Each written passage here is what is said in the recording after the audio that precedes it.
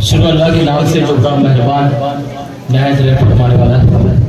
अजीज तलबा तलबात, आज ज्यादा वक्त न लेते हुए आज जो मार्गदर्शन तज्ञ यानी शिक्षण तज्ञ जो है उन्हीं की बात सुनना है।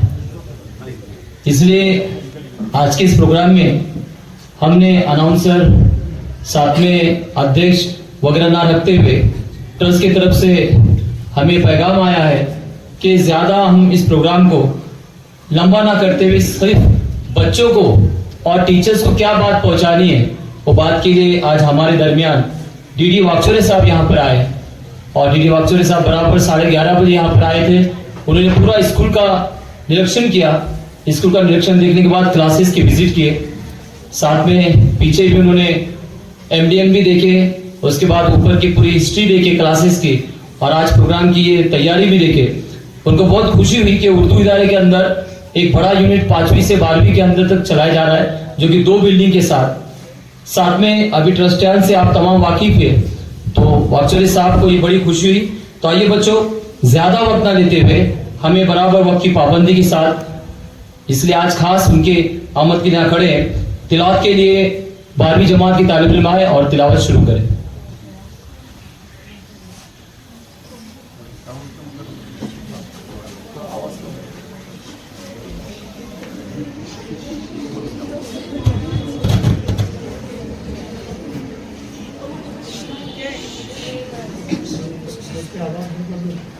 अऊज़ु बिल्लाहि मिनश शैतानिर रजीम। बिस्मिल्लाहिर रहमानिर रहीम। अल्हम्दुलिल्लाहि रब्बिल आलमीन अर्रहमानिर रहीम मालिकि यौमिद्दीन इय्याका नअबुदु व इय्याका नस्तईन इहदिना सिरातल मुस्तकीम सिरातल लज़ीना अनअमत अलैहिम गैरिल मग़ज़ूबि अलैहिम वलज़्ज़ालिन आमीन।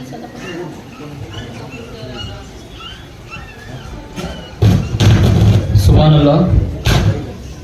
तिलावत कलाम पाक यानी प्रार्थनानंतर आता आलेले अतिथी देवभव पाहुण्यांचे स्वागतासाठी सुस्वागतम गीत करिता 12वी कला विद्यार्थिनी ग्रुप या ठिकाणी शालेय विद्यार्थिनी सुस्वागतम गीत सादर करत आहे 12th आर्ट्स।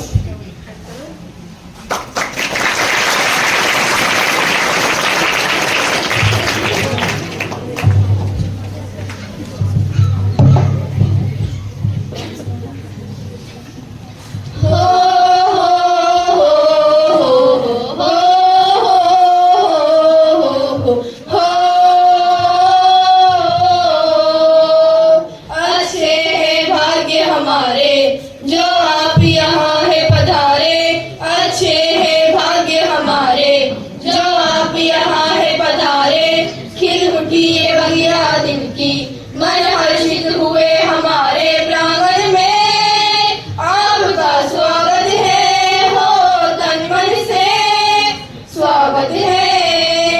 प्रांगण में आपका स्वागत है हो तन मन से स्वागत है। अच्छे है भाग्य हमारे जो आप यहाँ है पधारे, अच्छे है भाग्य हमारे जो आप यहाँ है पधारे।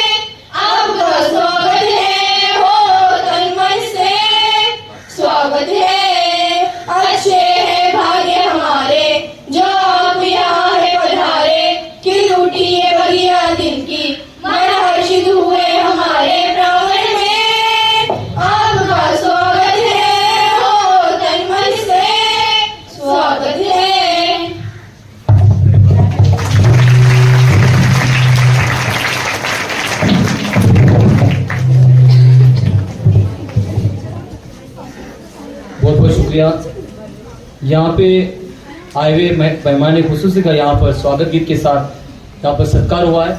अब आइए बच्चों के साथ सबसे पहले आपको बता दें कि आज के इस प्रोग्राम में ट्रस्ट की हाजिरी में अंजुम इस्लाम ट्रस्ट के तमाम ट्रस्टियान यहाँ पर मौजूद है। हमारे स्कूल के ट्रस्टियान में आपको बता दें 1962 के साथ जाए हुए मेहमान खुसूसी के खास मैं यहाँ पर ज़हनशीन कर रहा हूँ कि 1962 से इस संस्था की प्रारंभ हुई और संस्था अंजुम इस्लाम ट्रस्ट के नाम से जारी रहा। वाकचौरे साहब हमेशा शिक्षण तज्ञ में रहे। वाकचौरे साहब का तारुफ करने से पहले बता दें कि संस्था में जितनी तरक्की हुई, जो 8वीं से वर्ग शुरू हुआ, उसके बाद 5वीं से आज YC में BA तक संस्था चली। इस संस्था के चलने के साथ जो हर चीजें बच्चों के फैसिलिटीज है ये ट्रस्टियान ने यहाँ पर मौजूद किए। वाकचौरे साहब के साथ में स्टेज पे तशरीफ स्कूल के चेयरमैन शेख गनी हाजी साहब, इसी तरह सेक्रेटरी अलहाज शौकत हाजी पठान साहब, साथ में इसी तरह स्कूल के ट्रस्टी अलहाज शेख एजाज शमशुद्दीन साहब, इसी तरह सुपरवाइजर रहमानी उबैद सर और सीनियर टीचर यहाँ पर खान साजिद सर। आप तमाम को बता दें वाकचौरे साहब जो कि आज यहाँ पर मौजूद है, पूरी स्ट्रेन का कागज मैंने आपके हाथ में दिया हूँ सर। स्ट्रेन कितनी है, बॉयज गर्ल्स और प्लस 5वीं से लेकर 12th तक कितने हैं। साथ में 30 टीचर्स यहाँ पर कार्यरत है जिसमें 5 नॉन टीचिंग है, साथ में मददनीश 3 है, ऑफिस सेक्रेटरी के तौर पर एक बंदा काम करते हैं। इसी तरह तमाम यूनिट यहाँ पर मुख्याध्यापक से लेके पूरा नॉन टीचिंग स्टाफ तक यहाँ पर मौजूद है। आप सबसे पहले बच्चों जो आपके सामने जो हस्ती बैठी है मैं उनका तारुफ करा दूं कि डीडी वाकचौरे साहब, यहाँ पर डीडी वाकचौरे साहब शिक्षण विस्तार अधिकारी के तौर पर आपने यहाँ पर काम किया। शिक्षण BSc M.Ed आपकी जो पढ़ाई हुई BSc M.Ed हुई। माध्यमिक शिक्षक म्हणून आपने 10 साल तक सह्याद्री विद्यालय ब्राह्मणवाडा तालुक्यामध्ये आपण अकोले इथे सेवा केली। त्यानंतर सलग 25 वर्षे अकोले संगमनेर व राहता तालुक्यामध्ये शिक्षण विस्तार अधिकारी म्हणून उत्तम आपण सेवा केली। याच काळात तीनही ठिकाणी गट शिक्षण अधिकारी, देखो बेटे विस्तार अधिकारी से ऊपर का दर्जा होता है वो गट शिक्षण अधिकारी, यानी मैं सर से माजरत चाहूंगा, हमने विस्तार अधिकारी कह के आपको खिताब दिया लेकिन आप गट शिक्षण अधिकारी के तौर पे भी कार्यरत रहे। तो साहब ने गट शिक्षण अधिकारी जो होता है पूरे तालुके के शिक्षण संस्था का मुख्य होता है, हेड होता है।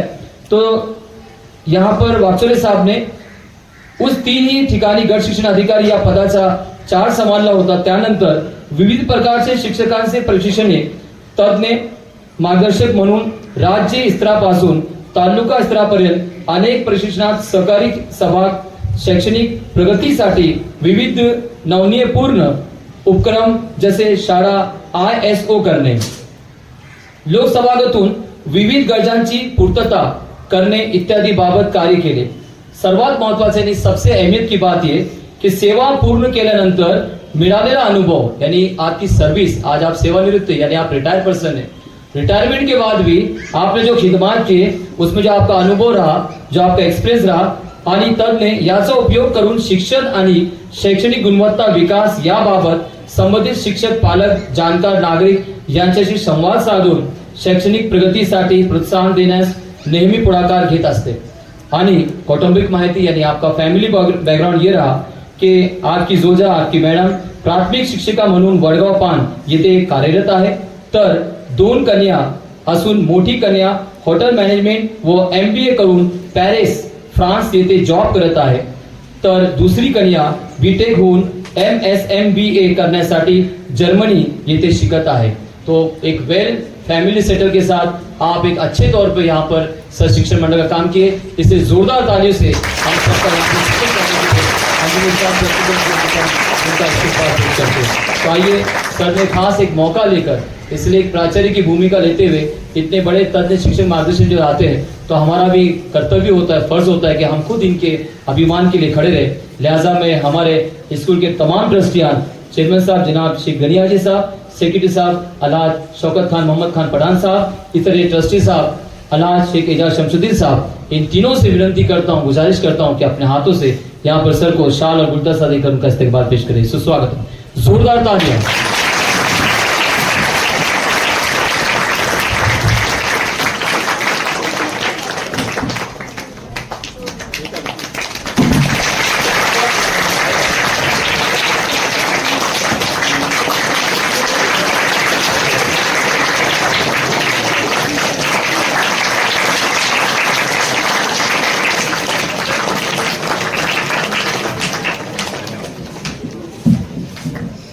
धन्यवाद सर। अब आइए ज्यादा वक्त न लेते हुए असल मुद्दे की तरफ आते। सबसे पहला खिताब सर्वात अगोदर मनोगत प्रमुख पाहुण्यांचे मनोगत होणारे विद्यार्थ्यांसाठी, त्यानंतर विद्यार्थ्यांनंतर झाल्यानंतर मग शिक्षक, नॉन टीचिंग स्टाफ, शिक्षक कर्मचारी यांच्या बरोबर सरांचा आणि प्रमुख पाहुण्यांचा मनोगत होईल। तर सर्वात अगोदर मी विनंती करतो आदरणीय डी वागचुरे साहेब यांनी यावे आणि आपलं मनोगत इथे सादर करावे।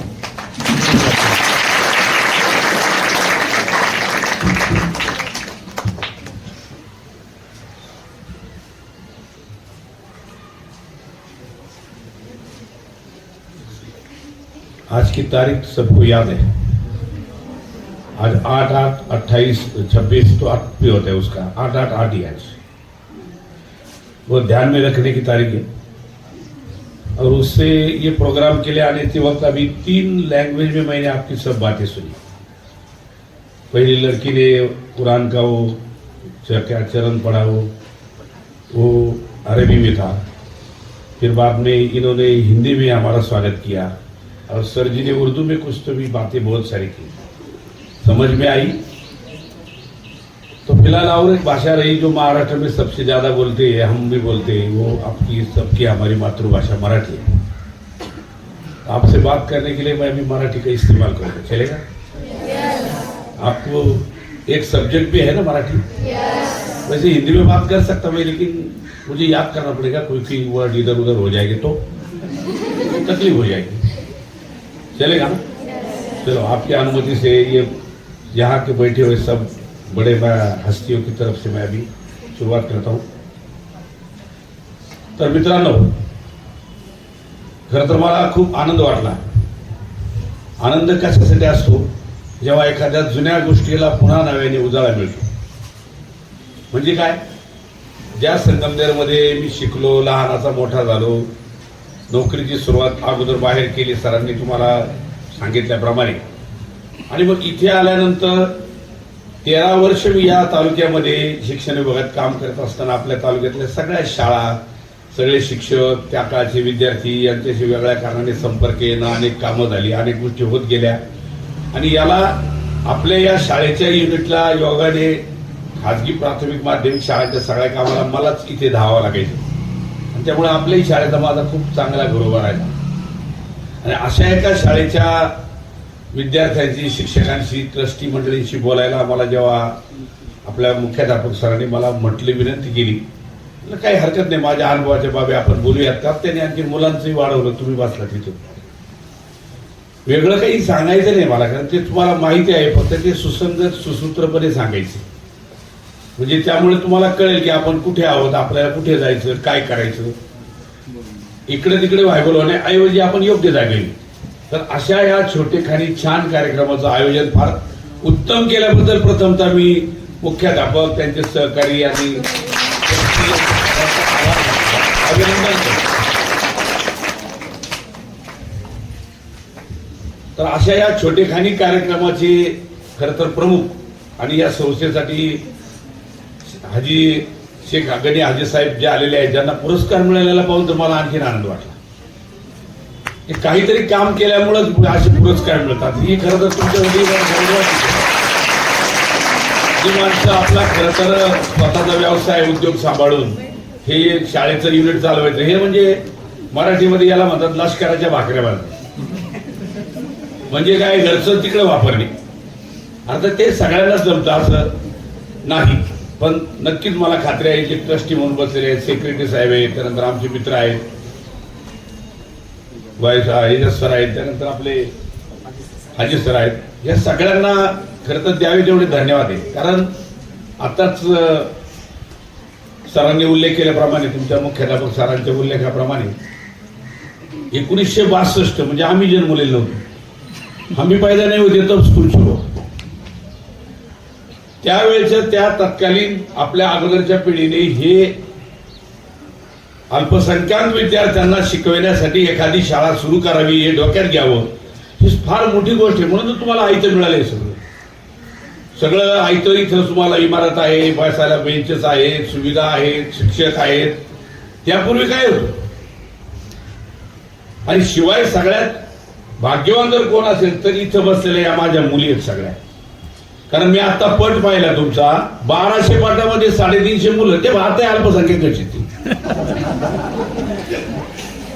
आता मुठ भरायचे आणि हे एवढे असे.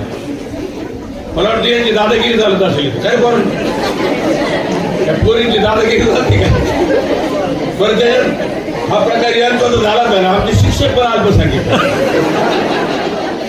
आणि मॅडमच्या अख्खी लाईन बघली.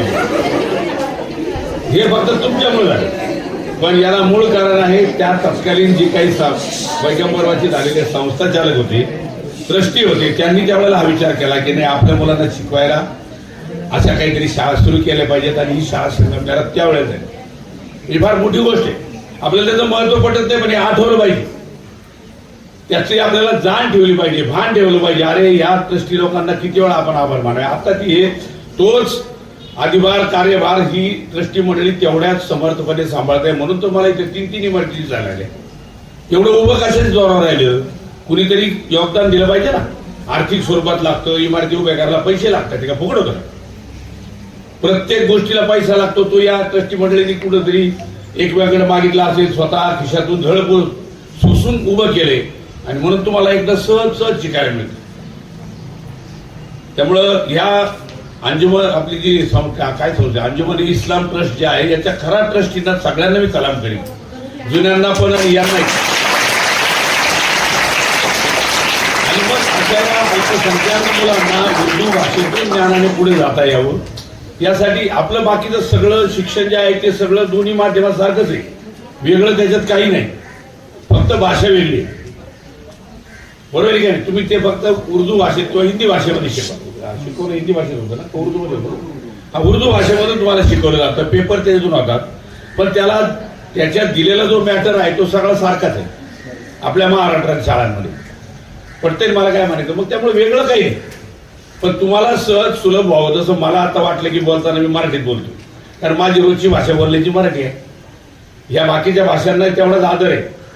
आपल्याकडे एक म्हण आहे की मराठी आणि हिंदी एकमेकांच्या मावस बहिणी आहेत, सारखीच आपली भाषा, काही वेगळं हिंदीमध्ये याच्यात काही फार बदल नाही, अनेक शब्द सारखे आहेत, फक्त ते आपण ज्या संवाद राहतो तिथं बोललं जातं, त्यामुळे आपण त्याला अधिक प्राधान्य देतो, पुढे देतो. ते याप्रमाणे आहे. म्हणून तुम्ही त्याही भाषेचा आदर करा. आपल्या मराठी बांधव मित्राशी बोलताना मराठीतून बोलण्याचा प्रयत्न करा, तुमची भाषाच वाढेल. आता या घडीला मला किमान 3 भाषा येतात, त्याचा अभिमान आहे मला मराठी येते तर तिथं मातृभाषेत आहे, हिंदी बोलता येतं, इंग्रजी बोलता येतं, तुम्हाला तर आणखी उर्दू बोलता येतं, म्हणजे तुमची एक भाषा जास्त आहे माझ्याकडे. एवढा अभिमान जर असेल, तुम्हाला 4 भाषा येतात म्हटल्यावर तुम्ही, आणि तुम्हाला कुराण पाठी म्हटल्यावर ती 5वी वर्ष झाली. मला आता सांगितलं की कुराण प्रत्येकाला घरी आम्ही वर्ग मित्र आहोत, तुमची ट्रस्टी आणि आम्ही कॉलेजला बरोबर होतो, त्यामुळे त्यांच्या बोलण्यात आलं की म्हणे हे प्रत्येकाच्या घरात त्यांना शिकवलं जातं आणि त्यांचं पाठ होतं, त्यामुळे तुम्हाला अरबी भाषा सुद्धा येते. किती छान. मग असं एवढं बहुभाषिक विद्यार्थी म्हणून तुम्ही माझ्या पुढे बसलेला आहात. मी त्यामुळे 1-2 भाषा कमीच आहे, पण माझ्या अनुभवाने मी तुमच्या 10 पट पुढे. मला तो अनुभव तुम्हाला द्यायचा, त्यासाठी मी माझ्या चांगल्या मराठी भाषेतून तुम्हाला छोटे छोटे बाबी सांगणार. काय की आवडत जाऊ नका, विनाकारण लोड आणू नका डोक्यावर. बस वो संजय दत्त की फिल्म देखी की तुमने? आ गया ध्यान में? टेंशन लेने का भाई बस वृंदावन, बरोबर ना? ते का म्हणायचं, कारण मला कारण विनाकारण आता काय सांगणार, कसं होणार आपलं, कुठे एखादं बाहेर आलो आम्ही खाणे तू क्या करू, असं काही मनात आणू नका. 1 तासभर थोडंसं आपण अर्धा तास फार वेळ घ्यावा. 12:30 झालेत, फार तर 1 वाजेपर्यंत आपण बोलू, म्हणजे मी बोलतो तुम्ही ऐका. त्यानंतर तुम्हाला काही वाटलं तर नक्की विचारा. आणि नंतर मला ह्या आमच्या मोठ्या मोठ्या लोकांशी बोलायचे, आणि हे तर त्याहीपेक्षा मोठी वस्तू. मला त्यांच्याशी बोलायला मला काहीच वाटणार नाही, त्यांच्याशी मला फार वेगळं बोलायचं, ते बोलतो मी त्यांची नका लोड घेऊ तुम्ही. आता तुमचं आपण तुमच्यापर्यंत, माझ्या दृष्टीने शेख सरांनी मला सांगितलं की फक्त 10वी आणि 12वीचीच मुलं आहेत तिथं, बरोबर आहे ना? म्हणजे खरं तर तुम्ही अशा एका इयत्तेतली मुलं आहात स्टँडर्ड मधले की ज्यांना आता उद्याच्या जगात प्रवेश करायचा. आतापर्यंत तुम्ही कुठे होतात? एका संरक्षित आपल्या घराच्या परिसरातल्या वातावरणात राहत होतात. म्हणजे इथून गेलं की घर गेलं की इथं, फार तर फार गावात गेलं, इकडे दुकानात गेलं, अमुक आलं इथंच. याला म्हणतात संरक्षित वातावरण, आहे की नाही, अगदी सुरक्षित. पण आता पुढे जाऊन तुम्हाला बाहेर पडायचे, ठीक आहे, 10वी नंतर 11वी 12वी आपली इथं आहे वगैरे, त्यामुळे दाबाल तुम्ही. पण त्यालाही काही मुलांना बाहेर जाऊ शकतात ती अधिक उच्च शिक्षणासाठी, अन्यत्र शहरात जाता येईल. म्हणजे थोडक्यात तुम्हाला जगाच्या प्रवेशद्वारातला प्रवेश तुमचा 10वी किंवा 12वी नंतर होणारच आहे. आणि आता प्रत्येकाच्या तोंडी एक वाक्य कॉमन असतं, कुठलं? शिक्षणाशिवाय पर्याय नाही, हे ठरलेले वाक्य. आणि ते खरंही आहे अर्थात, ते प्रत्येकाने ते बोललंच पाहिजे, शिक्षकांनी पण पालकांनी पण. कारण शिक्षणाशिवाय पुढे काहीच नाही. कमी शिकलेल्यांच्या बाबतचा तुमचा अनुभव आता आजूबाजूला कुठेही पहा तुम्ही, तर शिक्षण झालेलं नाही त्याची कौटुंबिक परिस्थिती, त्याचं एकंदरीत राहणीमान, त्याची वागणं बोलणं, या गोष्टीकडे जर लक्ष दिलं तर ते फारसं बदललेलं दिसत नाही. आणि त्यामुळे त्याचा विकास होत नाही त्या कुटुंबाचा, त्या व्यक्तीचाही होत नाही, कुटुंबाचाही होत नाही. आणि पर्यायाने मग हालाकीचे दिवस येतात. पण शिकलेल्या मुलांच्या बाबत त्यांना अधिक नवीन नवीन कल्पना येतात, नवीन नवीन व्यवसाय सुचतात, अजून त्याच्यात बदल करायला शिकतो आणि तो बाहेर पडतो. आताच मला बहिणी सांगितलं की चिरंजीव त्यांची IT होऊन आता पुण्यालाच आहे की मोठ्या कंपनीमध्ये. किती छान, खराडीच्या एका IT पार्कमध्ये जॉबला आहे आता ती. हे समोरचं उदाहरण तुमच्या, तुम्ही सुद्धा या अशाच आशेने पुढे शिकायचं. पण हे शिकता शिकता किमान काही छोट्या मोठ्या गोष्टी पाळल्या पाहिजे काही. आणि त्या पाळायलाच आजकालची मुलं थोडीशी कमी व्हायला लागली बरं का ट्रस्टी साहेब, चेअरमन साहेब. मला ती गोष्ट तुम्हाला जाणवते, पण यांच्याशी कुणी बोलायचा असा प्रश्न होतो. मला वाटतं ती जागा माझ्यासारखीने घेतली. कुठे जिथे संधी मिळेल तिथे मी मुलांशी फक्त तेवढंच बोलतो. मी अभ्यास करा अजिबात मानणार नाही. याचं कारण तुम्ही करताच नाही. तुम्हाला माहिती अभ्यास करावाच लागतो. तसं काय परीक्षा जाणार आहे का? घरचे आणतील नाही तर सर आणतील, मॅडम आणतील. म्हणजे अभ्यास काही चुकणार, म्हणजे जी गोष्ट चुकणार निघाली मी परत सांगू करा नाही तर राहू द्या.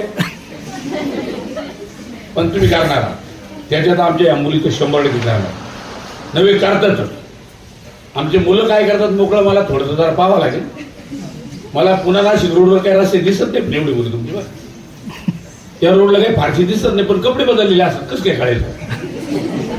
शाळेच्या ड्रेसवर असं जवळ केलं पण नसतील फिरत, फारसे अभ्यास करत असेल. आता 10वी 12वीचे म्हटल्यानंतर थोडंसं त्यांना टेन्शन असेल, हरकत नाही. एक ध्यानात घ्या, तुम्हाला शिकवणारे तुमचे सगळे सर मॅडम इथं बसलेली सगळी मंडळी ही त्यांच्या शिक्षणाच्या काळामध्ये मनापासून शिकत गेली. त्याच्यात मी पण आलो आणि एका विशिष्ट स्तरावर जाऊन कुठे ना कुठे व्यवसाय नोकरी काहीतरी करत करत आज इथं उभे आहेत, स्थिर स्तरावर झालेले आहेत. हे तुमच्याकडे उदाहरण आहे. पण त्यांच्याच पावलावर पाऊल ठेवून तुम्ही आणखीन एक पाऊल पुढे जा. चेअरमन साहेब एक गोष्ट जाणीवपूर्वक सांगतो, या मुलांनाही सांगतो, मला यांचं कौतुक का वाटतं. ही पिढी आपण यांच्या वयाच्या असताना आजच्या घडीला आपल्या 2 पट पुढे, इतकं यांना कळतं. आपल्याला कळत नव्हतं त्यावेळेला. आपल्याला सरांनी सांगितलं तर आपण आदेश ऐकायचो. आता ही मुलं सराला सांगतात, मॅडमला सांगतात का नाही ते आपण असं असं करून पाहू बरं. म्हणजे यांना नवीन नवीन आयडिया येतात, कल्पना सुचतात. हे सगळं त्यांच्यामध्ये झालेलं हा एक चांगला बदल आहे. आणि या बदलामुळेच आता आपला फास्ट ग्रोईंग भारत चाललेला आहे. आपण फास्ट ग्रोईंग मध्ये त्यामुळे, कारण हा एवढा मोठा वर्ग पुढे येतोय.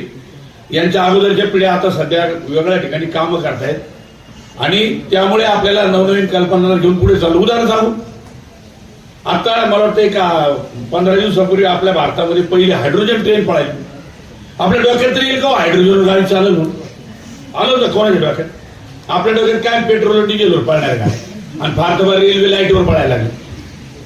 आता त्याच्या पुढे गेलं. आता इथे संगमनेर शहरातल्या 50% गाड्या कशावर आहेत? लाईटवर, इलेक्ट्रिकवर आल्या.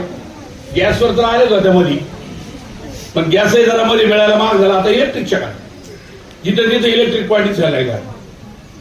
आवाज नाही, काहीच नाही, कुठं धूर नाही, काहीच नाही. कळत नाही रिक्षातून गाडी गेली. कट मारतो, काय करतो ते कळत नाही. तुम्ही नाही मारत. हा उद्योग तुम्ही करायचा नाही. आपल्याला आदर्श विद्यार्थी व्हायचा, आदर्श नागरिक बनायचं.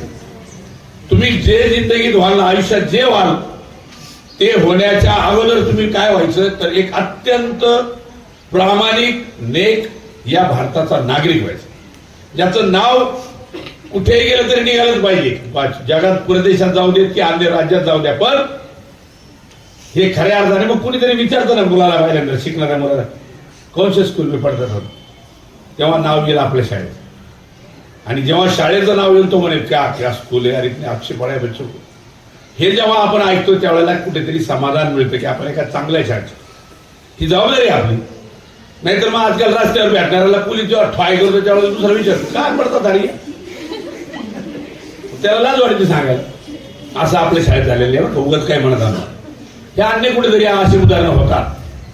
आपल्याला तसं चुकीचं व्हायचं म्हणजे आपल्यामुळे कुणाला त्रास होईल, आपलं वागणं चुकीचं होईल, यासाठी तुम्ही बी अ जेंटलमन, गुड जेंटलमन. इंग्रजी कळलं शब्द माझा. इतकं छान तुम्ही आयुष्य जगायचं, सगळं होईल.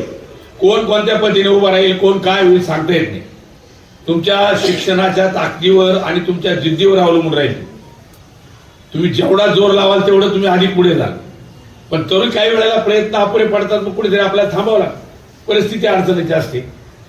जिथे कुठे थांबाल तिथे थांबा. जरूर काहीतरी व्यवसाय उद्योग करा, नोकरी करा, पण प्रामाणिक करा. आणि मी म्हणलेला be a gentleman as like करा. ज्या योग्य कुणाला त्रास होणार नाही, आपल्यामुळे आपल्या कुटुंबाला त्रास होणार नाही. किती अडचणी. आणि म्हणून मला तुम्हाला मित्रांना सांगायचं की हे करताना आपल्या गावाचं, शाळेचं, कुटुंबाचं कुठेही नाव खराब होणार. आणि तो एक मोठा ज्या वेळेला तुम्ही उपक्रम पुढे राबवाल, चालू ठेवाल, तीच पुढची पिढी करेल. ज्यावेळेला तुम्ही आता चांगल्या पिढीच्या माध्यमात आहात, आताही तुमचे आई वडील घरचे किती कष्ट करतायत, कधीतरी आठवण करा ते. आपल्या घरचे काम करणाऱ्या माणसांचे कष्ट विसरता कामा नये. जगात फक्त दोनच माणसं असतात, जी माणसं फक्त आणि फक्त तुमच्या अडचणीच्या वेळेलाच असतात. त्यामुळे त्यांचं ऋण कधीच विसरायचं नाही, ते म्हणजे आई आणि वडील. बाकी दुनिया सगळी तुम्हाला कामाला येणार आहे, पण एका विशिष्ट वेळेपर्यंत. पण ही दोन माणसं कुठेही तुम्हाला पुन्हा भेटणार. त्यामुळे त्यांच्या इज्जतीला, त्यांच्या स्टेटसला धक्का लागणार नाही यासाठी तुम्ही जाणीवपूर्वक तितकंच चांगलं राहायचं. सगळं ऐकायचं. ती कशी काही काम करू देत, पार मी म्हणतो रोड झाडू देत, पण ती तुमची आई वडील आहेत. ते तुमच्यासाठी कष्ट करतायत, ती घाण उपासतायत. हेच जर ध्यानात ठेवलं, कुठे गाड्या रिपेअर करतोय, कुठे आणखीन काय करतोय, भाजीपाला भरतोय, काही करतोय, पण पहिला रोल तुमच्यासाठी ते तुमचे आई वडील आहेत. आणि त्यांना त्यांच्या प्रतिष्ठेला धक्का लागणार या दृष्टीने तुम्ही जेवढं चांगलं कराल तेवढं पहिलं करायचं, विसरायचं नाही. आता राहिला पुढचा प्रश्न. मी मगाशी वाक्य म्हटलं तुम्हाला, तुम्ही उद्याच्या नव्या जगात आता प्रवेश करणार या परीक्षा दिल्यावर, तेव्हा तुम्ही आत्मविश्वासाने बाहेर पडायचं. त्याच्यासाठी आता राहिलेल्या कालावधीमध्ये, आता कोणता महिना झाला, सप्टेंबर, सॉरी ऑगस्ट, म्हणजे अजून 5 महिने तुमच्यासाठी अभ्यासाला आहे. 5 महिन्यामध्ये इतकं मन लावून अभ्यास करायचं. म्हणून अभ्यासाला एकाग्रता तेव्हाच येईल. इथे मी विचारलेल्या प्रश्नाला उत्तर द्यायचं, खरं सांगायचं, अगदी प्रामाणिकपणे सांगायचं. आपल्याला काही तुमचं काही मार्क नाही द्यायची किंवा मला पैसे नाही वाटायचे. ती गोष्ट म्हणजे तुमची एकाग्रता भंग पावणाऱ्या आजकाल जमान्यामध्ये एक अत्यंत वाईट गोष्ट आलेली, आणि ती गोष्ट आहे बाई. याचा वापर तुम्ही जर तुमच्या परीक्षा होईपर्यंत केला नाही, काही अडत नाही त्याच्यावर. तुम्ही अभ्यास देता का परीक्षा द्यायच्या मोबाईलवर अभ्यास देता का सर? दिला जातो अभ्यास, दिला जातो अभ्यास तुम्हाला? नाही ना, फार नाही, गरज नाही. आमच्या वेळेला ते काही नव्हतंच. घ्या लिहून, सर फळ्यावर लिहायचे, हात भरून घ्या लिहून. आपण लिहून पार हात काढला इकडे दुखून जायचो, पण उत्तर लिहूनच आणायचं सर. नाही तर मग छडी घेऊनच उभं राहायचे. आता तरी छडी बंद झाली. काय योग तुमचं, तुम्हाला छडी माहिती नाही, काहीच माहिती नाही. आमच्या वेळेला लाथा मुक्केने आणायची. हा, सराचे घरात कोपऱ्यात धरून न्यायचे, चांगले रेटे. बरं घरी सांगावं घरचे आणायचे. हा तेच जायचे. तेव्हा माझा प्रश्न त्याने पुढे. आता मी म्हणल्याप्रमाणे त्यावेळेला ह्या बाबी नव्हत्या, पण तरी म्हणून आमचं शिक्षण आडलं नाही, अभ्यास आडला नाही, काहीच होत नाही. पण काय झालंय, आपल्या समोर ही माध्यमं पुढे आली, हरकत नाही, नवीन शोध आहे, वापर व्हावा, जगातल्या गोष्टी लगेच कळाव्यात. पण तुम्ही आता शिकण्याच्या वयामध्ये तो फक्त तुमचा अभ्यासाचा विषय असेल तोपर्यंत पहा. नाही तर घरी गेल्यावर मम्मीचा फोन, पप्पाचा फोन, अजून कोणाचा घरात असेल तो फोन, बरं फोन भारी घराच्या जवळ हलके हलके फोन नाही. आणि तो काय हे संपलं काय संपलं तमक संपलं जसं काय याला जग चालवायचं. पहिला अभ्यास करून घे रे भाऊ मग शिक ना, आहे का नाही. आणि दुसरी अजून एक गोष्ट आहे, तुमच्या अभ्यासाला दुर्लक्ष करायला कारणीभूत होणार ते म्हणजे घरातला तो डबा टीव्ही. ये टाइम ये सीरियल वो टाइम वो सीरियल, हमारा तुम्हारे सब सीरियल हो गई. असं काही करायचं नाही रे. स्ट्रिक्टली मला असं बिंबून घ्यायचं. आता मी घरी टीव्ही पाहणार नाही, लावला तर दुसऱ्या खोरून मध्ये जाऊन बसतो. काही तुमच्यावर सिरियल आडत नाही. असं झालंय कधी सिरियल पाहत नाही म्हणून सिरियल आलं त्या मला ती येऊ द्या म्हणून असा टीव्ही थांबलाय तुम्हाला लगेच बरे रे ते आल्याशिवाय होणार नाही. काय संबंध. आणि त्याच्यावरून आपलं कुठेही अभ्यासाचा आडत म्हणून अभ्यासाकडे लक्ष द्या. माझं म्हणणं एकाग्रता सध्या मुलांची, आणि यामुळे झाले काय माहिती सर, सायकोलॉजिकली आता पेपरला बऱ्याच येतात न्यूज, या टीव्ही आणि या मोबाईलच्या माध्यमामुळे आणि बाकी लॅपटॉप कॉम्प्युटरमुळे या एकाग्रतेमुळे मुलं कमी झाल्यामुळे चिडचिड व्हायला लागली मुलांची. मुलं एक्साइट होतात फार. तुमच्या निरीक्षणात असेल कधी आताही क्लासमध्ये काय अनुभव येतात, मुलं एक्साइट होतात, डायरेक्ट मुलं बोलायला सुरुवात करतात. म्हणजे असं थोडक्यात त्याला त्याचा राग आवडत. याचं कारण एकाग्रता संपलेली असेल, समोर त्याचं ऐकायचं भारच नाही. ज्या काळात आम्ही शिकलो मुलांना त्या काळामध्ये आम्हाला कंटिन्यू 5-5 तास बसावं लागायचं. असं काही सुरू झालं भाषण 5-5 तास उठायचं सुद्धा नाही, बाहेर सुद्धा जायचं नाही. एवढं इतकं कठीण आणि कडक त्यावेळेला आम्हाला शिस्तीने प्रशिक्षण व्हायचं किंवा वर्गामध्ये काम व्हायचं. पण आता ते गरज नाही राहिली. आणि मी मगाशी म्हणल्याप्रमाणे तुम्ही थोडी नेक्स्ट जनरेशन असल्यामुळे तुम्हाला फार सहज कळते, लवकर कळते ना, त्यामुळे तुम्ही जलद गतीने पुढे जायचं. पण ह्या माध्यमांच्या बाजूला थोडं बाजूला राहा. आता परीक्षा होईपर्यंत नक्की राहा आणि मनात निश्चय करा, ठाम मी खूप चांगल्या मार्काने पास होईल, खूप चांगल्या पदव्या मिळवेल, अजून काय काय मिळवेल, आणि मग माझ्या पदार्थ स्वतःचा विकत घेईल. मग तुम्ही 1.5 लाखाचा घेतला, आयफोन घ्या नाही तर ऍपल घ्या नाही तर काही घ्या, कोणी म्हणणार आहे काही नाव नाही ठेवणार कोणी नाही. आता नाही तो बघ कशाला तुझं म्हणलं आपला नाहीच ना तो, घ्यायचाच नाही. पाहूया काय होतं या. तर थोडा आज निश्चय करा मनाशी, थोडंसं मनाशी खुणगाड बांधा. आजपासून मी मोबाईल पाहणार नाही. अभ्यासाचा संदर्भ आला तर तेवढा ठीक आहे, पण बाकी नाही. मला नाही माहित म्हणा कोणाला फोडे करायचं नाही, काहीच करायचं. आता मुद्दा माझा दुसरा असा आहे की सरांनी एकदा सांगितलं की शिक्षकांना काही वेळेला वर्गात मी म्हणल्याप्रमाणे एक साईड मुलं काही चुकीच्या गोष्टी करतात, तर मुलं देतो हवा चुकतो तोच माणूस असतो आणि खोड्या करतो तोच मुलगा असतो. मग तरी माणसं खोड्या करतात का? आता इथं स्टेजवर बसले आणि खोड्या केल्या चालतील का? मी केलं चालेल का? तुम्ही काय म्हणा वयाला हे काय यांचं वय का असं म्हणाल ना. पण आम्ही तुम्हाला काय म्हणजे छोटा आहे करत असेल होते चूक होते, पण काही वेळेला ती चूक जर मोठी झाली तर त्यावेळेला या सर मॅडमला कुठेतरी हात उकरावा लागतो, त्याने थोडीशी चापट मारावं लागते. आता काठी बंदच झाली, हा, त्यामुळे तो काठी संदर्भ सोड पण झाली, एक छोटी चापट मारली तर मग लगेच घरी पालकाला सांगायचं का? एक ध्यानात ठेवा, तुमच्या सरांना मॅडमला नेहमी तुम्ही आदराचं स्थान द्यायचं. मी मगाशी म्हटलेल्या पालकानंतर येणारं दुसरं स्थान आपल्या गुरुचं असतं. गुरुलाही कधीच विसरायचं नाही आणि गुरु त्यामुळे तुमच्याच हिताचं करणार. असं कधी झालंय का पोरांना नापास व्हायला शिकवलं जातं? असं होतं कधी? आधी तुम्हाला चांगले मार्क मिळवायच्यासाठी ते जीव तोडून शिकवतात, तुमच्या चुका दुरुस्त करतात, तुम्हाला सुधारण्यासाठी ज्या ज्या गोष्टी त्या सांगून समजून सांगतात. आणि मग आपण घरी गेलं तर ओ स्वर्गदेव मॅडमने म्हणजे महाराज म्हणजे कुठे गलतीने घेतली तर खरं सांगत असतो, खरं तर चुकलेलं होत असतो आहे ना. काहीतरी त्यांनी चुकीचं वर्गात केल्यामुळे मारताना माणूस, त्यामुळे हे पण नाही करायचं. त्यामुळे काय झालं माहिती का, मुलांसाठी सांग. आता तुम्ही तर जरा आता पुढच्या स्टेजला आले, हे थोडं 8वी 9वी 7वी 8वीच्या पोरांना ठीक आहे, तर तुम्हाला कुठेतरी अजून 2 वर्ष आहे, 10वीवाली 12वीवाले पुढे जाणार आहे. पुढे तर विषय नाही, मारणे नाही, बोललंच नाही, तिथं सगळे मूक शिक्षक झाले ना. वो देखो वो स्क्रीन चलता,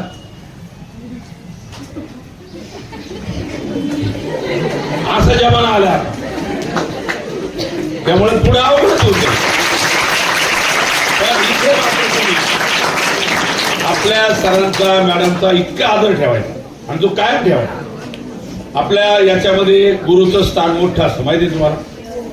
गुरुला फार मोठं स्थान आहे. आपल्या सगळ्या धर्मांमध्ये पंथांमध्ये गुरुला दुसरा पर्याय नाही. आई बाबानंतर तोच. आपण जे 3 म्हणतो ना, देव आई वडील आणि मग गुरु, तर त्यामुळे त्यांचाही सन्मान मान ठेवा. कधी चुकलं तर तुम्ही समजून घ्या आपलं काय चुकलं ती काय त्यांना सांगा नाही असं झाल्यामुळं मी झालं ठीक आहे माफी मागा. सगळ्यात तुमच्या आपल्या प्रत्येकाच्या खरं तर मी इतक्याच सरांची बोललो सगळ्या धर्मात सगळ्या गोष्टी सारख्या हो. चुकला त्यांनी माफी मागावी हे प्रत्येकाला दिली आणि ज्याला माफी मागता येते त्याच्या मोठा माणूस असतो आणि माफ करणारा तर त्याच्यापेक्षा मोठा आहे का नाही. माफ करता सुद्धा आलं पाहिजे. आणि मला वाटतं आपले सर मॅडम तुम्हाला माफ करत असतात प्रत्येक वेळेला करत असतील. चलो हो गया ठीक गलत हो गया अगले बार मत कर. माफी झाली नाही. मला म्हणायचं काय ध्यानात येतं ना तुमच्या. तेव्हा सगळ्या बालमित्रांनो तुम्हाला मी ज्या 2 गोष्टी सांगितल्या त्याच्यात छोट्या छोट्या गोष्टी घ्या. आता अलीकडच्या काळात एक थोडं मला रिसेंट उदाहरण पाहायला मिळते. मला वाईट वाटते. मी खात्रीने सांगतो चेअरमन साहेब हे मला आपल्या या मुलींबद्दल तर मला 100% खात्री. यांच्या तोंडात कुठेही शिवी किंवा गाली हा शब्द येत नसावा असं मला वाटतं. आणि आमच्या मागच्या मित्रांच्या तोंडून चुकून येत असं तर त्यांनी पण आता जरा बदलून घ्या. याचं कारण तुमचेच काही भाऊ जे थोडे मोठे झाले त्यांना आता शिंग आले. ते रोडनी चालताना कॉलेजला जाताना वया हातात किंवा काहीतरी सॅक टाकलेले याला त्याला असं बाजूला धरून मग काय ती भाषा आता कानावरती शब्द सुद्धा ऐकूशी वाटत नाही. वाईट वाटतो आपल्याकडून ते होता का.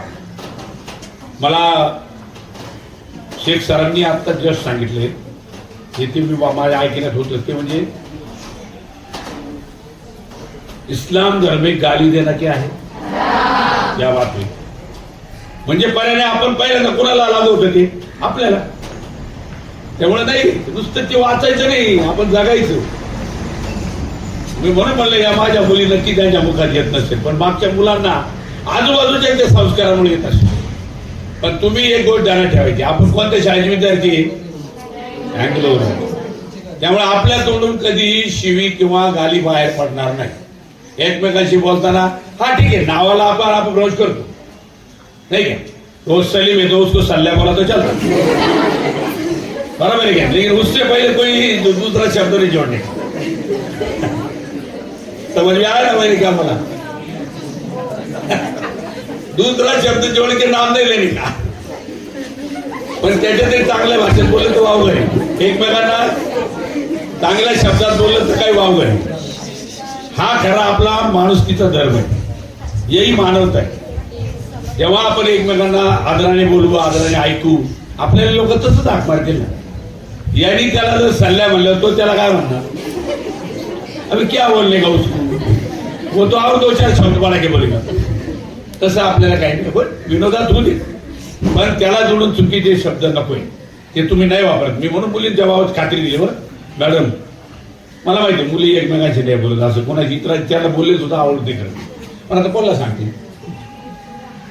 पण आमच्या मागच्या माझ्या मुलांच्या मित्रांनी मात्र ही गोष्ट ध्यानात ठेवायच्या. थोडं जरा आपण भाषा चांगली वापरू सगळेच. कारण आपल्या पिढीत हे नाही अनुभवायला मिळालं बरोबर. आपल्याला पुढे कधी असं शिवीगाळ ही फार उलट लोक रागवायचे मोठी माणसं रागवायची. शोभतं का तुला काही बोलायला हुशार काही शब्द वापरतो अशी म्हणायची म्हणजे फार स्वतःचा असतं तरी दुसऱ्याच्या तर त्याला सल्ला द्यायचा स्वतःच्याला तर मग फार कान फडत. रस्त्यात मार खाल्लेले हो रस्त्यात तिथं काही पाहत नव्हते घरचे त्यावेळेला भेडवाट नव्हती. हा ये सईद बाबा चौक मिला भा मार रे तुम अरे वो चूर घर काय ना तू चल. जागेवर लोकांनी गोष्टीवर आणलेले पोरांना म्हणून पिढ्या उभ्या राहिल्या. एवढं सगळं जे चाललंय नाही ह्या पिढ्यांना उभं करायला आई वडिलांचाही वाटा आहे शिक्षकांचा वाटा आहे. तो तुम्हाला पुढे न्यायचा आहे चालवायचा आहे. आणि तो चालवताना आपण एक सुसंस्कृत प्रभावी पिढीने पुढे नेऊ. असंस्कृत पिढीने नाही यायचं आपल्याला. नाही तर मै तो बाई डबल ग्रॅज्युएट आहे या वाक्य करा गेला मोबाईलला काय उपयोग आहे त्याचा. जरा चांगलं बोल ना भाऊ.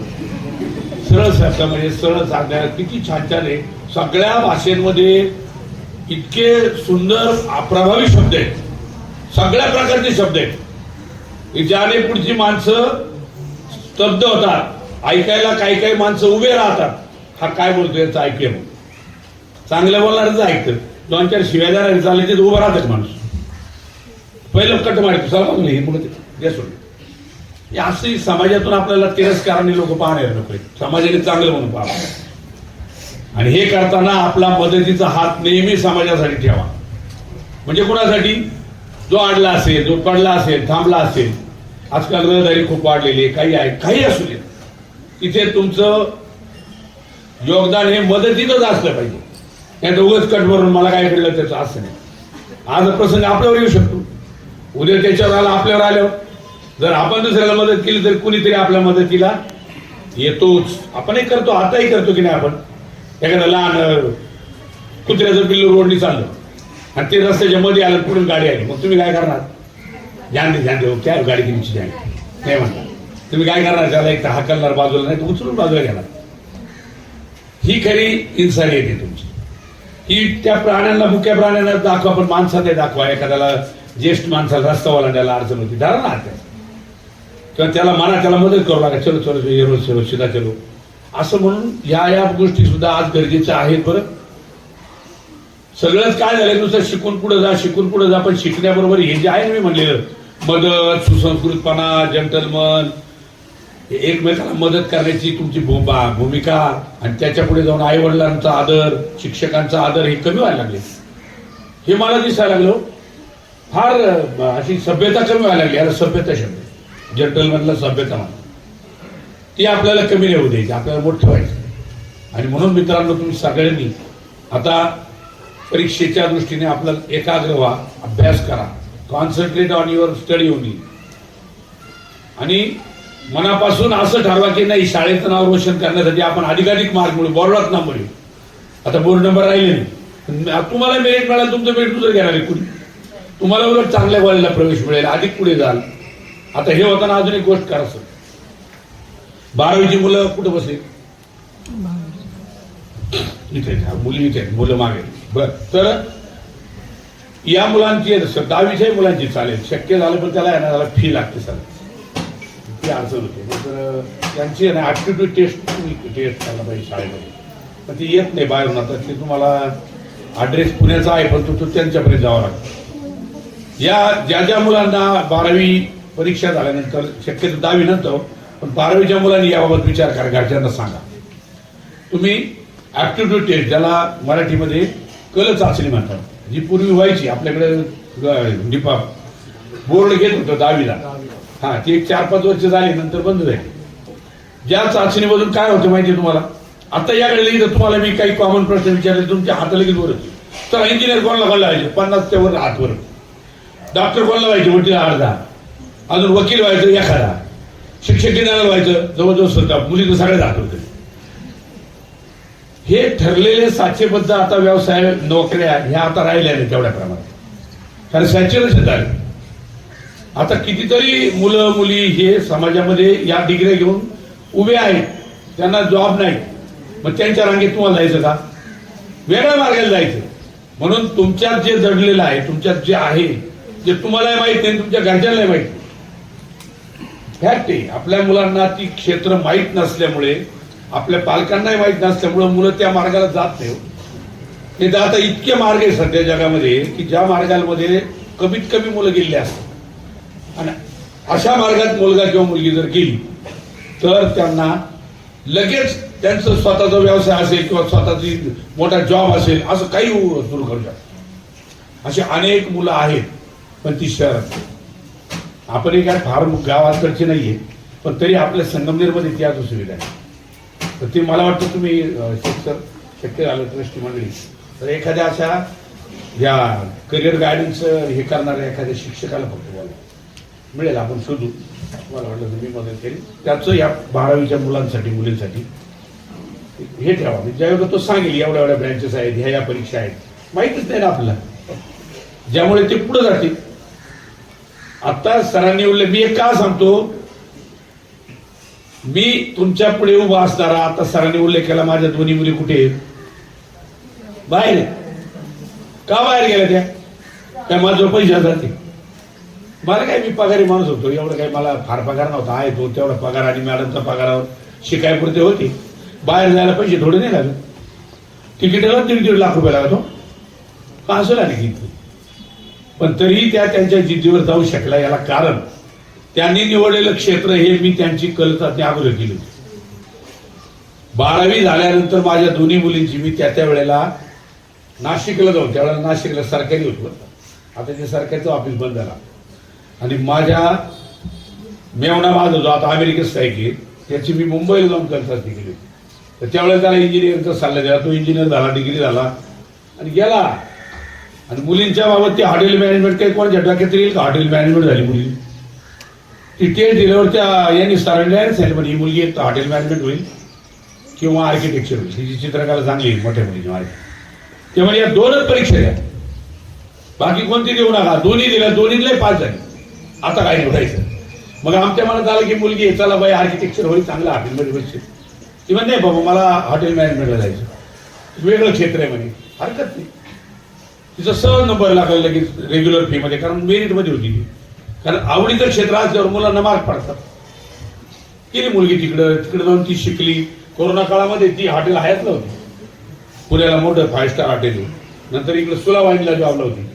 पण नंतर म्हणणे मला MBA करायचं आणि ते पॅरिसच करायचं. हे फक्त कधी सुस्त जेव्हा आपली आवड पुढे जाते. ते जर जाणून बुजून तिला जर हॅमर करून केला जातं नसती केली. नाही म्हणजे मला करायचं म्हणून तिनेच विद्यापीठाचा नंबर लावला गेली. हा मला घरचा अनुभव सांगण्याचं कारण त्यांची टेस्ट केली. पटते तुम्हाला? ज्यावेळी ती पुढे गेली, सहज MBA झाली, लगेच जॉब. आणि गेल्या 10 मेला माझ्या मुलीचं मी लग्न केलं. तिला नवरदेव त्याच क्षेत्रातला मिळाला, तोही तिथंच. वेल सेट. काही अडचण राहिली का मुलीला? असं म्हणण्याचं कारण हे तुमच्या कुटुंबात होऊ दे. माझ्याच झालं म्हणून मला त्याचं समाधान नाही, मला त्याचं कौतुक नाही. माझ्या समोर बसणाऱ्या मुलं मुली जाऊ देत त्या अशा क्षेत्रांमध्ये वेगळ्या. आणि लहान मुलींची टेस्ट केली तर तिला एकमेव क्षेत्र म्हणे ही मेकॅनिकल इंजिनियर होणार. तेवढाच फॉर्म भरला आणि तिला म्हणलं मेरिट असं बोलायला की गव्हर्नमेंटला नंबर आला, तुझी साईड घ्यायची तुला. CETला इतका अभ्यास केला तिने की तिला 99% मार्क मिळाले. COEP गव्हर्नमेंटला ती पुण्याला शिकली, BTech झाली, जॉबला लागली. मला म्हणणे मला MS करायचं आणि ती बाहेर जर्मनीलाच करायचं, कारण मेकॅनिकल साईड जर्मनीमध्ये सर्वाधिक मोठी आहे. हे आहे जास्त काय स्टँडर्ड. आणि मग तिला फेब्रुवारीमध्ये पाठवते. हे करताना तेही सांगतो मुलींना हो, मुली होत्या मजूर खिशात पैसे होते असं नव्हे. त्यांना एज्युकेशन लोन घेतले. हा लोन मिळतं, त्याला काही अडचण नाही. तुम्हाला उच्च शिक्षण चांगले घ्यायचं असेल तर बँका तयार आहेत, खूप संस्था देतात. रितसर कर्ज घ्यायचं, हप्ता मुलांनी नोकरीला लागली की भरायचं, काहीच अवघड नाही त्यांनी. हे सुद्धा तुम्हाला पर्याय आहे पुढे. तुम्हाला ते करिअर गायडन्स वाले एकदा प्लीज आले ना सर, त्या मुलांशी बोलू दे. त्यांना खूप मुलांना एक वेगळं वाटेल. मी तर 2च क्षेत्र सांगितले आता. असे किमान तुमच्या पुढे ते 50 क्षेत्र सांगतील. फील्ड्स 15 फील्ड्स जे मुलींसाठी आणखी वेगळे आहेत, मुलांसाठी अजून वेगळे आहेत. आणि आपल्या सरकारी नोकऱ्या आहेत पण त्याला एवढं जागाच नाही. या 10 जागांसाठी जर तिथं लाखभर मुलं अर्ज भरत असतील, कधी नंबर लागायचा तुमचा? बरोबर आहे की नाही? त्यामुळे असं क्षेत्र निवडायचं की तिथं मी बॉस आणि मग माझ्या हाताखाली 100 असं म्हणणारी मुलांची पिढी आजची गरज. आता इथं बसलेली ही शेठ मंडळी, यांना शेठ का म्हणतात? का म्हणतात सांगा मला? माहिती आहे तुम्हाला शेठ का म्हणतात? तुमच्या घरात यायची शेठ भरायची. आपल्या इथं आजूबाजूला असणारे मोठ्या मोठ्या दुकानात 2-2, 4-4 मुलं काम करतात. म्हणजे त्यांच्या जीवावर 4 कुटुंब चालतात. मग यांना शेठ नाही म्हणायचं? असं काहीतरी व्हा, मालक व्हा. नोकरीसाठी सगळी दुनिया पळती पण मालक कोणी व्हायचं? मी जरी नोकरी केली साहेबाची म्हणून पण शेवटी मी नोकरच होतो ना. मी कुठं मालक झालो? मालक होण्याच्या इराद्याने शिकायचं, मोठं व्हायचं, नाविन्याने काहीतरी घ्यायचं आणि पुढे जायचं. तरच तुम्ही काहीतरी या भवितव्यासाठी तुमचं उभं करा, कुटुंब उभं राहील, अजून पुढची पिढी शिकेल. असा एक मोठा ब्रॉड व्ह्यू तुमच्या नजरे पुढे ठेवा. शॉर्ट माइंड नका. तुमच्यासाठी जग उघडे आखं. आणि जगातल्या अनेक देशांमध्ये तुमच्या हुशारीला वाव आहे, जागा आहे. यांच्यासाठी खूप जागा आहे. फक्त तुम्ही तिथं योग्य मार्गाने गेले पाहिजे. त्याच्यासाठी तुम्हाला आत्ताच शुभेच्छा देतो. 6 महिने परीक्षा आहे अजून. इतक्या शुभेच्छा देतो की मनात ठेवायचं. आणि मला शेख सरांकडून मेसेज आला पाहिजे, सर आमची मुलगी इकडे गेली, हे झाली, ते झाली, मोठं झालं. त्याचा सत्कारला मला बोलवा. मी नक्की, मला आवडेल त्याच्या मुलांचा सत्कार करायला. कारण कुठेतरी इन्स्पिरेशन झालं पाहिजे राहू. हे घेऊन तुम्ही पुढे गेलं पाहिजे. नाही तरी रेग्युलर चालू ते सगळं आहे ना, आलं तेच करतो चाललंय पुढं. पण हे सगळं करताना आई वडिलांची परिस्थिती पण ध्यानात ठेवायची. हा, नाहीतर माझी इच्छा डॉक्टर व्हायची आणि डॉक्टरला पैसे किती लागतात? आता तर एवढा आकडा झाला. एवढा म्हणजे किती हो आयुष्य कोणाला माहिती आहे का मी म्हणलं नाही पुढे पुढे फार पुढे गेली हो आपण आता तेवढ्या तुम्हाला सर लोकांना जरी विचारला तर तुम्ही किती म्हणले आहेत मॅडम फार तुम्हाला म्हणले आहेत काही एखादा 10 लाख पर्यंत गेले असते बरोबर शेअरच्या भाषेत बोलायला लागली काय खरंच नाही राहिले वाटत तो बरोबर शेअर सुद्धा आधी सहज वाटतात अहो आम्ही 1 पैशाचं नाणं पाहिजे माणसावर 1 पैशाचं नाणं होतं आमच्या वेळेला बरोबर आहे ना सर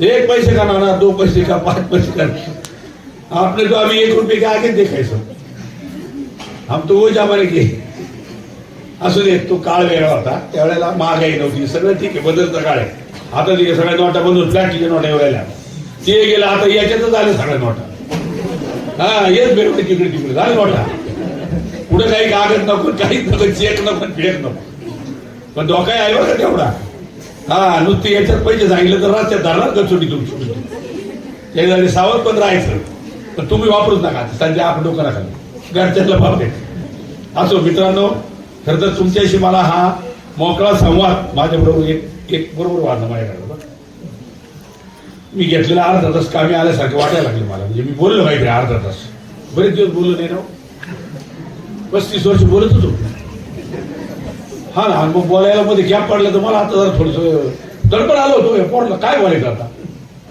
पण जेव्हा मला वाटलं एवढे दिलखुलासमुळे किती फ्रेश दिसताय सगळे मुलं 1 वाजलंय पोटात भूक असताना सगळं तुम्ही माझं ऐकताय याचा अर्थ तुम्ही बरं बोललेली दिसतोय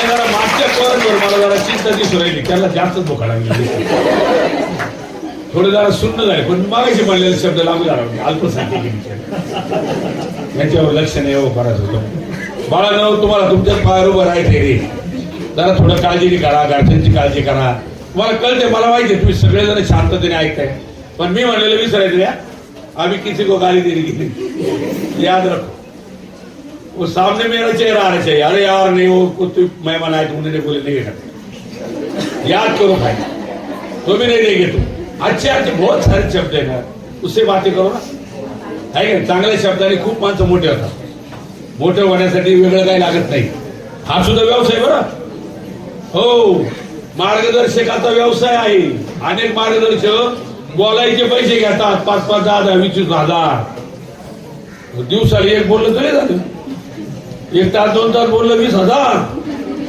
पगार नाही आम्हाला एवढा त्यामुळे ही सुद्धा पुढे संधी सूत्रसंचालक उत्तम सूत्रसंचालक होऊ शकता तुम्ही तोही व्यवसाय शादी में इधर उधर सब प्रोग्राम में जो आते हो वो क्या फुकट में आते हो पैसे घेतात पैसे मोजून मन समोर कागद घेऊन बोलतात पण पैसे घेऊन बोलतात बरोबर आहे सर त्यामुळे असे काही नवीन काहीतरी करा स्वतःच्या बाहेर उभं राहणार आपलं काहीतरी ते जाणार आणि खूप चांगला आयुष्याचा हा मोठा तुमचा जो काही रणप आहे तो पुढे नेण्यासाठी चांगल्या मार्गाचा नेक मार्गाचा वापर करा खूप मोठे व्हा त्याच्यासाठी तुम्हाला सगळ्या माझ्या बालमित्रांना विशेषतः माझ्या मुलींना भरभरून शुभेच्छा देतो मुलींना मोठं व्हायचं खूप मोठं व्हायचं मला माझ्या 2 मुली बाहेर असण्यापेक्षा तुमच्यातल्या मुली बाहेर घ्यायचं फार आवडतं आणि त्या जाण्यासाठी तुम्हाला शुभेच्छा बाहेर म्हणजे बाहेर म्हणजे तुम्ही इच्छाच नाही आपण तुम्ही दिल्लीला जा IIT ला जा IIM ला जा अशा ठिकाणी शिकायचे जिथं भारतातले हुशार मुलं आहेत अशा ठिकाणी जाऊन तुमचं वेगळं पण सिद्ध करा आणि मग गावाला आपल्या घराचं गावाचं शाळेचं नाव मोठं झालेलं कुणाला आवडणार आहे सगळ्यांना आवडेल या अर्थाने तुम्हाला मी या शुभेच्छा देतो खूप आनंद वाटला तुमच्याशी मला संवाद साधताना जेवढं कळलं पण तुम्हाला सगळ्यांना वो पीछे वाली लड़कियों को ध्यान में आए कि नहीं आहे ना थोडा थोडा आहे ज्यादा नाही थोडा आहे नाही आलं मला माहिती 100% आजूबाजूला सगळं ऐकायला तर तुम्हाला मराठीतून काही नका करू मला माहिती आहे तुम्ही हा नाही काही म्हणणार नाही का तुम्हाला कळलं नाही आमच्या या मित्रांना थोडंसं जरा कमी अधिक झाले पण घेतील समजून घ्या आता जरा झाले फ्रेश थोडे अरे मारू नको त्याला नको मारू आता आपल्याला थांबायचं बाहेर गेलो ते जग बाहेर गेलं तुमको बोला जाणार नाही बैठणे का म्हणजे ऐसा म्हणतो असं काय म्हणतात असं द्या हरकत नाही मित्रांनो खरं तर तुमच्याशी बोलताना मला अजून मधून जे असं थोडं साधं सहज बोलता येतं त्याचा परिणाम आपल्यामध्ये काय होतं त्याला मोकळेपणा राहतो जो तुमच्या चेहऱ्यावर मला दिसतो तुम्ही हसताय नाही तर उगाच मी आपलं स्तब्ध होऊन बोलायचं तुम्ही पण मग कशी आहे नाही क्या चल रहा है इधर शोक सभा चल रही क्या असं तर काय मोकळ्यापणाने संवाद साधला मोकळेपणाने मला आनंद वाटला एनर्जी आली मला माझ्या मुलांशी बोलून हेच माझं खरं तर मोठेपण आहे मला आवडतं माझ्या अनुभवाचा ज्ञानाचा उपयोग माझ्या या तरुण पिढीला व्हायला बाकी त्यांना तर होईलच हो त्यांना किती घेतले किती नाही भाग वेगळा पण तुम्ही घ्या आणि पुढे जा या अर्थाने तुम्हाला पुन्हा एकदा भरभरून शुभेच्छा देतो याने आयोजन केलं पुन्हा एकदा तुमच्या ट्रस्टी महोदयांचं प्राचार्यांचं मनापासून कौतुक करतो आदर करतो आणि अभिनंदनही करतो बाळांनो तुम्हाला चांगल्या तब्येतीच्या खुशालीसाठी खूप शुभेच्छा देतो ती पण काळजी घ्यायची पण परीक्षा होईपर्यंत आजारी पडायचं हा नाही तर काय होतं सगळं होतं मे महिन्यात मार्चमध्येच आजारी येईल त्यामुळे योग्य रीतीने अन्न खायचं आहार खायचा योग्य रीतीने झोपायचं नाही का वेळेत झोपलं पाहिजे अभ्यासही तेवढाच केला पाहिजे सगळ्या गोष्टीवर लक्ष द्यावा लागतो याला मराठीमध्ये शब्द आहे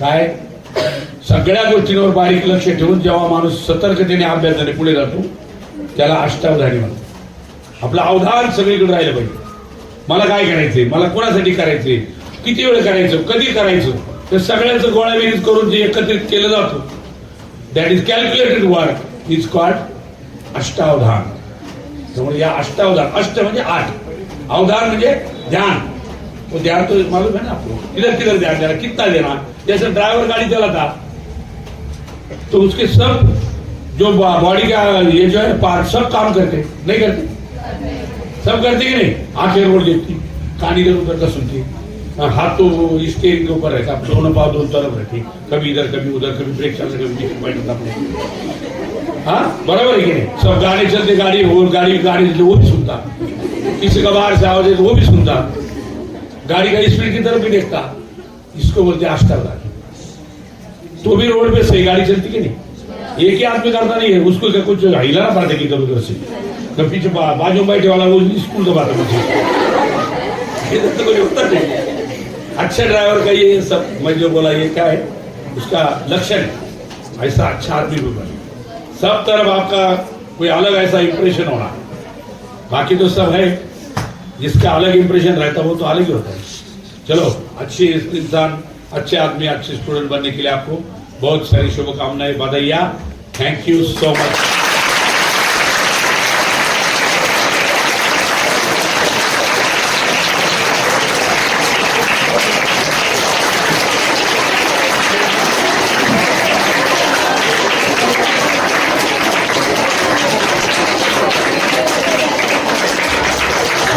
धन्यवाद सर सर ने डीडी वाक्सुरे साहब ने बहुत अच्छे अंदाज में यहाँ पे तमाम बच्चों को अखलाकी बातें और एजुकेशन के ताल्लुक से समझाया सर का बहुत बहुत शुक्रिया अब बच्चों आप लोग को तरतीब से छोड़ा जाएगा इसलिए दोनों शाहरुख सर मोजर सर साथ में वहाँ पे पहले बॉयज़ को लेंगे पहले पीछे के बॉयज़ खड़े रहेंगे और लाइन से लड़के नीचे जाने के बाद फिर आप लोग वापस आएंगे फिर उसके बाद लड़कियाँ जाएंगी बॉयज़ स्टैंड अप खड़े रहेंगे हाँ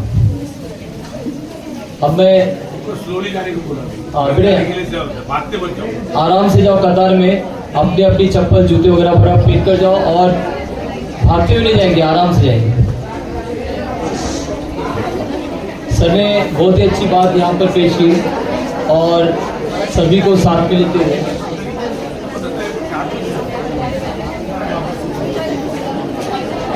तो इससे पहले कि शिक्षक और शिक्षकेतर और सभी के लिए मार्गदर्शन हो मैं आभार प्रकट के लिए हाजी पठान शौकत खान साहब से इल्तिजा करता हूँ कि यहाँ पर आए और लड़कियों के सामने आज आप आभार प्रकट करें सर का उसके बाद हम सब के साथ में मनोगत होगा सर का और सर को बता दें डीडी वाक्सुरे साहब को कि हमारी इसी संस्था से तकरीबन 28 से ज़्यादा डॉक्टर्स हुए जो कि आज संगमनेर और संगम पूरे महाराष्ट्र के अंदर आज डॉक्टर्स हैं BHMS है कुछ DHMS और BMS भी है तो पहले DHMS हुआ करता था बाद में वो BHMS हुआ फिर उसके बाद BMS हुआ तो अभी MBBS भी कर चुके हैं तो कुछ यहाँ पर हमारे टीचिंग स्टाफ की भी डॉक्टर्स है साथ में इंजीनियर्स हो चुके हैं साथ में 5 से 6 बच्चियाँ वकील हो चुके हैं, लड़के भी वकील हो गए और कुछ बच्चियां भी वकालत का यहाँ पे डिग्री अंजाम दे रहे हैं। इस तरह से कई क्षेत्र के अंदर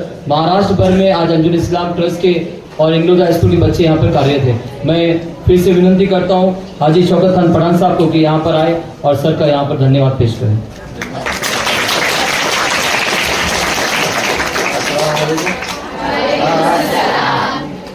आज हमारा एंग्लो हाई स्कूल और जूनियर कॉलेज के अंदर एक व्याख्या थे, ऐसे व्याख्या थे जो आपने सुने और सबको बहुत मजा आया उनकी बातों में सुनने में। मजा ही अंदाज में उन्होंने आपके साथ में बात की। बहुत टेंशन हो बोले, बहुत टेंशन में आके ऐसे बात नहीं की, हंस खेल के बातचीत किए और जो बात की आपके सबके समझ में भी आई। बराबर है? हाँ, तो ऐसे व्याख्या थे बहुत मुश्किल से मिलते हैं। और ये सर का तकरीबन स्कूल शुरू होने के बाद से 1 महीने से लगातार हम की कोशिश कर रहे थे। उन्होंने हमारे प्रिंसिपल साहब ने बोले कि डीडी वापचर सर जो है ये भी शिक्षण विस्तार अधिकारी है, गट शिक्षण अधिकारी भी काम किए इन्होंने। एक ऐसा रहे तो चलेगा क्या? सब हमारे ट्रस्ट से चेयरमैन साहब से पूछे, हमसे बात की तो बोला बहुत अच्छी बात है, अपने आगे जाए बोले वापचर साहब।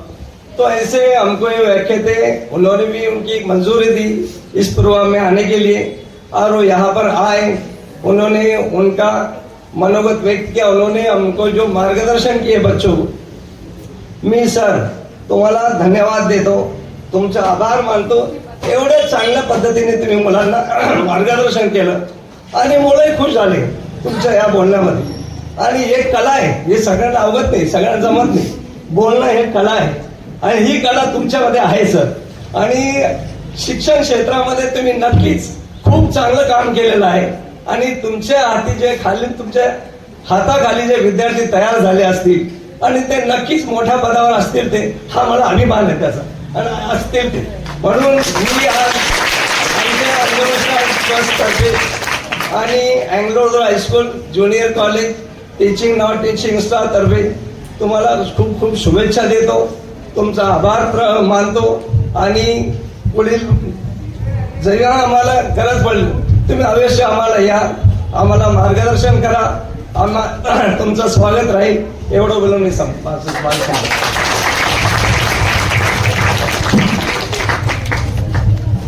बहुत बहुत शुक्रिया सर। अब बच्चों यहाँ पर प्रोग्राम खत्म होते इस बात का ऐलान किया जाता है। अब लड़कियां बारी बारी से खड़े रहेंगे, 12 की बच्चे पहले खड़े